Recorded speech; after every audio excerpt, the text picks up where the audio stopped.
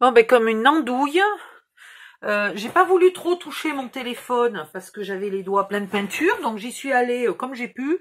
Évidemment, j'ai éteint. Alors j'ai pas trouvé, j'ai trouvé ce petit bouchon là. Et j'ai encore oublié, vous savez quoi, de le mettre sur une feuille de papier avant de le faire. C'est chiant parce qu'après on est obligé de les décoller et on les abîme. Non, j'ai pas dit chiant. Bah non. Pensez bien que j'ai pas dit chiant. Donc vous faites des jetons, je sais pas combien il va en falloir. Ça va être encore marron, tiens. Voilà. Ça va pas être encore le tuto qui va me prendre 2 siècles, ça. Bon, même avec la peinture à l'intérieur, elle se travaille bien. Elle sèche pas plus vite, là, pour l'instant. Enfin, pas assez vite pour que ça soit notable. Par contre, là, ça fait, en bas, quand on coupe, ça fait une petite frange, là, qui est pas belle. Donc, il faut que je trouve quelque chose pour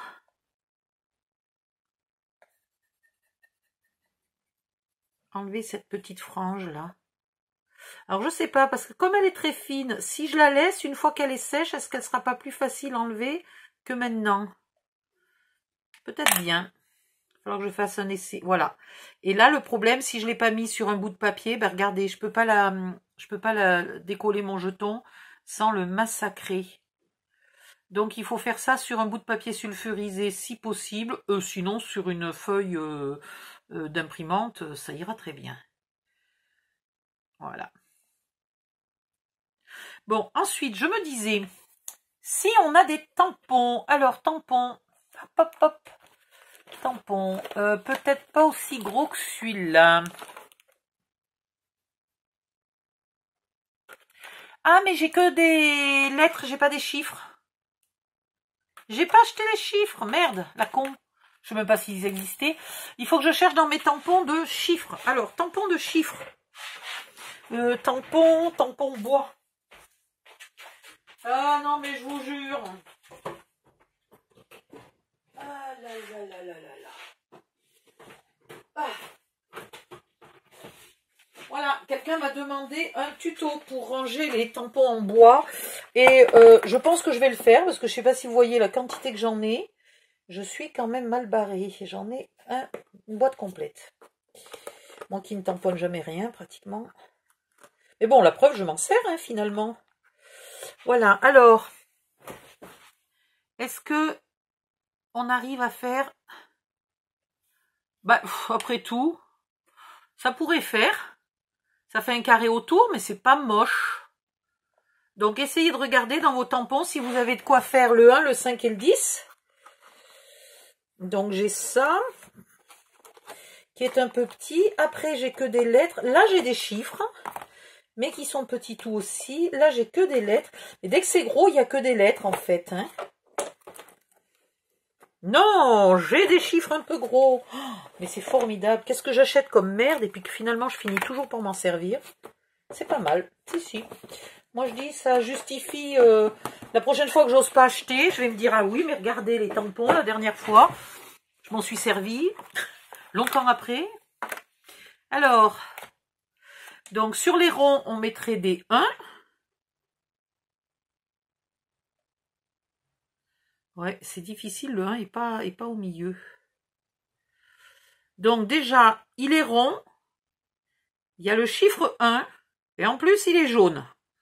Ce qui fait qu'on ne peut pas le confondre parce que le deuxième, on le fera carré avec un chiffre 5 et d'une autre couleur. Si, moi je dis... Ah merde, j'ai pas rangé celui-là. Bon, c'est pas mal. C'est fait maison. Il faut le faire donc sur une feuille. Ouais, parce que... Non, mais regardez. C'est impossible à décoller. Donc, il faut le faire sur une feuille qu'après, on puisse la déplacer et le laisser sécher. Vous mettez pas sur une feuille épaisse. Surtout. Et puis, je vous dirai combien il faut en faire. Bon, c'est acceptable. Si on s'applique... Là, évidemment, c'est moche parce que j'arrive pas à les décoller. C'est très moche. C'est très, très moche. Je vais refaire ma boule de pâte. Je vais aller chercher une feuille de brouillon. Et je vais refaire tout ça comme il faut. Voilà. Faites-les pas trop épais, mais si vous les faites trop fins, ils risquent de casser. Donc faites-les pas trop fins non plus. Ça c'est la bouteille, je vais quand même reboucher. C'est une copie de parfum numéro 5 de Chanel. Et il sent bon. Oh nom d'une pipe, qu'est-ce que j'adore ce parfum. Il a un seul défaut, hein, comme c'est une copie. De toute façon, j'ai pas les sous pour m'acheter le vrai. Ma grand-mère m'a donné la fin de son flacon parce qu'elle trouvait qu'il était trop vieux. Et elle dit qu'un parfum, au bout d'un an, si on ne l'a pas utilisé, il perd son odeur. Bon, d'accord. Elle me dit, je te le donne. Je dis, bah oui. Ouais, merci mémé, Chanel numéro 5, une toute petite bouteille, super sympa. Et du coup, ben, j'adore ce parfum, et donc depuis, parce qu'évidemment j'ai fini le fond de bouteille de ma grand-mère depuis longtemps, donc depuis, moi je m'achète des copies. Voilà. Donc je vais faire plusieurs couleurs, elle est plus souple, hein. Ça peut être peut-être une solution, bon, à condition qu'elle sèche bien, que la peinture l'empêche pas de sécher. Quand votre pâte commence à être un peu sèche, bon là elle n'est pas sèche, mais du coup celle-là est beaucoup plus souple quand même. Je le vois, hein. Plus souple, plus lisse. Donc je vais faire mes 3 couleurs. Et puis comme ça après j'irai me laver les mains une seule fois. Je ne sais pas ce que ça va donner ça comme couleur. On va voir. C'est censé être un peu argent métallisé. Bah oui, en même temps argent métallisé. Si c'est de l'argent, c'est métallisé, non? Je dis n'importe quoi, on est d'accord. Donc, je vais calculer, il faut que je calcule par rapport à la règle du jeu, parce qu'il y a longtemps que je n'ai pas joué, combien il faut de jetons.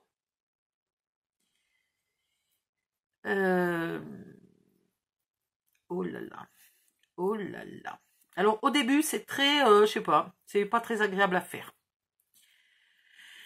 Donc, je dois calculer combien j'ai de jetons, les faire sur une feuille sulfurisée ou sur une feuille d'imprimante, les laisser mettre un coup de tampon si on a envie. On n'est pas obligé, hein. Si vous jouez avec des enfants qui sont petits, c'est peut-être plus simple pour eux de se souvenir que le rond, ça vaut 1 si c'est marqué 1 dessus, vous voyez, hein. Donc, voilà. Et en plus, ça leur apprend à rendre la monnaie, ce jeu. C'est génial. J'adore. Parce que vous devez mettre un certain nombre de jetons dans chaque case, et si vous avez plus de petits jetons, parce que vous en avez déjà perdu pas mal, vous êtes obligé d'attaquer les grosses barres qui valent 10. Et, ah oui, je vous déconseille de mettre 10, 50 et 100, c'est compliqué pour les enfants. Mettez 1, 5 et 10. Et du coup, bah, tu mets ta barre de 10, et si tu devais miser que 2 dans cette case-là, tu es obligé de récupérer 8 jetons. Et s'il n'y a pas 8 jetons, tu es obligé de récupérer 1 de 5 et 3 de 1. Voilà, donc ça apprend à rendre la monnaie, ça fait faire des additions, des soustractions, c'est sympathique pour les enfants. C'est pour ça que normalement c'est un jeu à partir de 6-7 ans, hein, pas tellement avant quand même. Ou alors il faut rendre la monnaie à leur place, il faut miser à leur place pour leur apprendre à jouer, et puis ça va être compliqué pour eux. S'ils jouent avant 7 ans, ça va faire partie des jeux où vous êtes obligé sans arrêt de faire semblant de perdre, c'est chiant. Bon, le argenté, j'ai du mal. Le argenté, j'ai beaucoup de mal. Il n'est pas très argenté, hein. Il est gris. Qu'est-ce que j'ai là dans mes couleurs? Ah. Je fais un mélange savant. J'aimerais bien nettoyer là par contre. J'en ai mis de partout. C'est pas sérieux. Voilà.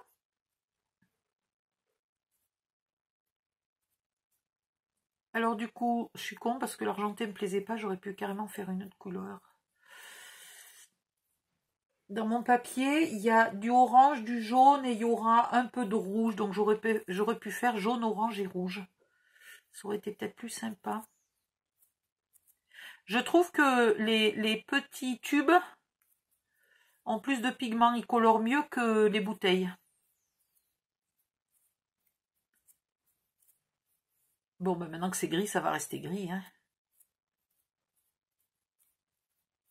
Parce que là, si j'y rajoute du rouge, je ne sais pas ce que ça va donner. Ça va quand même peut-être pas être terrible. Mais ça aurait été joli, jaune, orange et rouge. Regardez-moi la sagouin, elle fait n'importe quoi avec ses couleurs. Mais n'importe quoi. Je colore 2 fois en gris avant de changer d'avis et de le faire en rouge.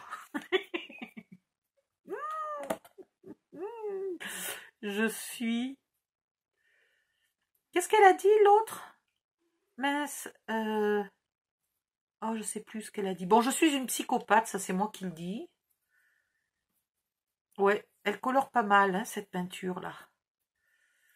Ça pègue, ça colle au doigt, ça n'en fout de partout. Je te jure, heureusement que je pense pas rencontrer le prince charmant demain, parce que ça m'étonnerait que j'arrive à me remettre les doigts blancs. Ah bah si, j'ai pas fait ma vaisselle, donc j'ai toute la vaisselle à faire à la main, donc ça va aller. Ah, c'est joli. On pourrait le laisser comme ça, moitié gris, moitié rouge, non? Alors, trop de peinture tue la pâte Fimo quand même. Hein. Là, ça commence à ressembler à... comment ça s'appelle? La pâte à modeler. C'est moins pâte à Fimo, plus pâte à modeler. Voilà, ben on va dire que c'est rouge. Hein? On va dire que c'est rouge.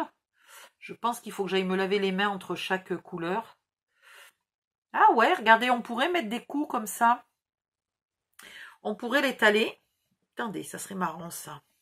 Bougez pas. Je fais un test encore de quelque chose pour vous dire. Si ça serait marrant.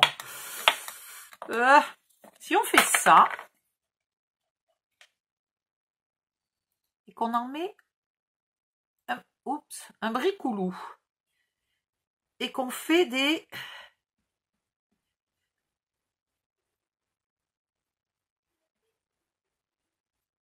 marbrures. Qu'est-ce que vous en pensez? C'est joli avec des marbrures? Ouais, je sais pas. Ça fait un peu pas fini, je sais pas, ça fait un peu raté. Ouais, une vraie artiste. Bon, je vais remélanger parce que c'est pas terrible.